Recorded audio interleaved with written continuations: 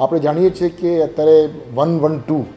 જે લોકોને police control રૂમને સંપર્ક કરવા હોય, પોલીસ સંપર્ક કરવા હોય, તે 112 મોબાઈલ્સને વધુ અલર્ટ રાખવા, વધુ વિજિલન્ટ રાખવા માટે અને 112 જે રિસ્પોન્સ ટાઈમ છે એ ઓછામાં ઓછા હોય, કોઈ પણ ઘટના બને એટલે તાત્કાલિક ત્યાં પોલીસ પહોંચી જાય એ પ્રકારની વ્યવસ્થાઓ કરવા માટે પણ જરૂરી સૂચનાઓ આપવામાં આવી છે. ગુજરાત પોલીસના દરેક પોલીસ સ્ટેશનમાં જે શી ટીમ્સ છે એ શી ટીમ્સનું પણ મહિલાની સુરક્ષાને ધ્યાનમાં રાખી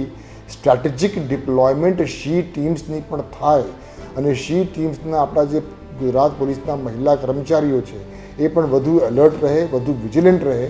અને મહિલા સુરક્ષાની બાબત જે છે એ વિષય પર વધુ ધ્યાન આપે એના માટે પણ સૂચનાઓ આપવામાં આવી છે. એની સાથે સાથે ફટાકડા ફોડવા અંગેનું જે કંઈ નાના મોટા જે બનાવો બની જતા હોય છે એવા પ્રકારના બનાવ ન બને એના માટે પણ જરૂરી સૂચનાઓ દરેકને આપવામાં આવી છે. આમ એકંદરે ગુજરાત પોલીસ દીપાવલીનો પર્વ